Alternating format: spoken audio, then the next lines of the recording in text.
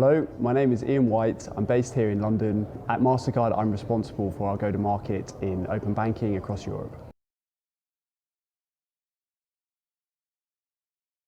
So there are some very important trends for open banking coming into 2025.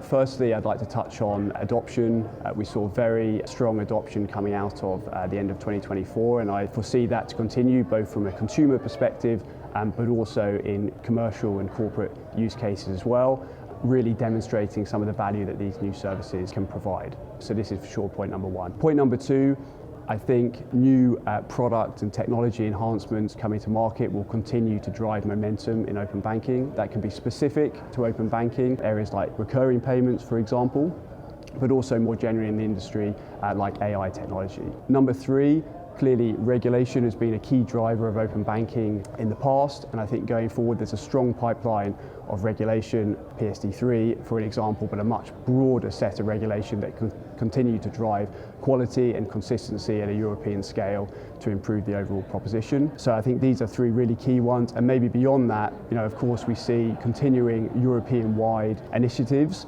like EPI and Wero, for example, which I think particularly from a payments perspective will continue to position bank-based payments as really a table stakes proposition in the market.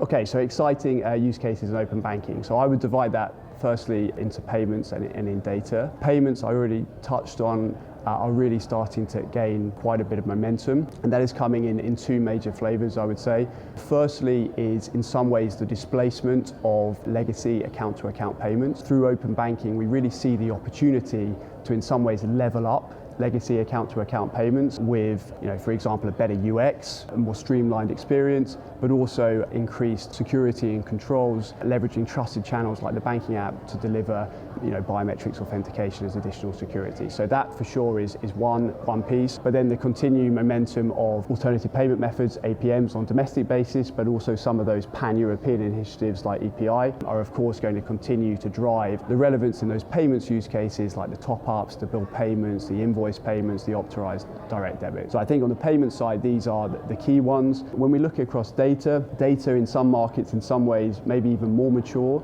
than payments. They certainly have a very solid foundation around credit decisioning and lending and onboarding, for example, and that's pretty well established in consumer use cases. Beyond consumers, on the corporate side, I think that is a big opportunity to expand, continuing to push on not only decisioning with better data, but also just streamlining the user experience by removing manual intervention in processes. And then finally, beyond that, I would also touch on the use cases that in some ways combine payments and data, so what we would typically refer to as using data to enhance the payment experience, whether that be to verify payees or payers, streamline the setup of payments, and use data for reconciliation, for example.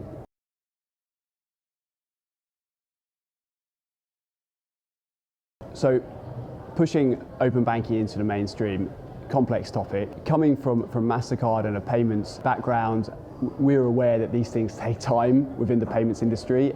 Typically, adoption is driven by a few factors: convenience for sure, security and value.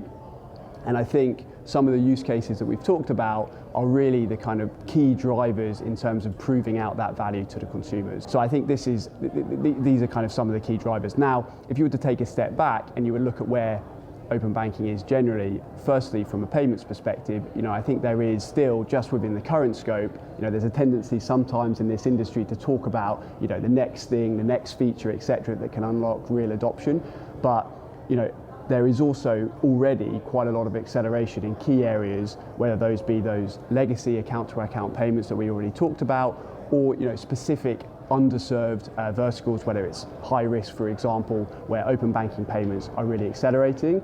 And I think we are still very, very early on in that journey with a very large runway to expand into without really much change. So I think that's almost message number one. Now, if open banking payments were to expand, and I have full confidence that they will, beyond that, then probably there are some additional bits and pieces that we can add over time.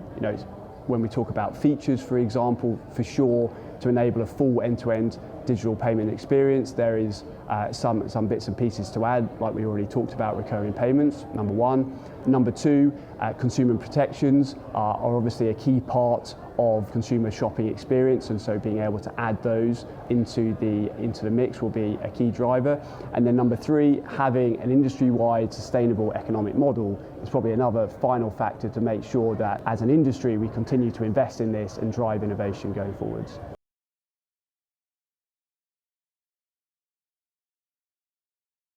In terms of the state of the open banking industry today, we've covered this to some extent. I think great momentum, and we are very bullish overall in terms of the future potential here. Why does Mastercard think this important? Where does it sit in our priorities? The answer is this is a very key thing for us as a corporate strategic priority. It is the continuation in some ways of previous investments that we've made into account-to-account payments and also in data services. And so we have a long track history with a big organization to deliver on the potential here. Why do we think it's important? Probably for two reasons. Number one, we see this both on the payments and the data side as, to some extent, an incremental space by enabling new services that probably weren't always possible before, but in a space that allows us to bring our track record, whether that be from a payment infrastructure perspective or from a security and fraud and value-added service perspective, to enhance and improve the payment experience of these new services. So this is number one. And then number two, we see this as a great opportunity to expand the cooperation that we have with some of our key partners. So whether that's on the issuer or the financial institution side, being able to use open banking services, whether that be payments or data, to improve the end-to-end issuing or lending experience.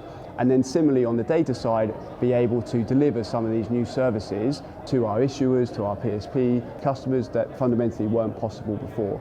So we see this as enormous potential. We are, as we talked already, there's a lot of very exciting trends going into 2025, and we believe the industry has a lot of momentum behind it.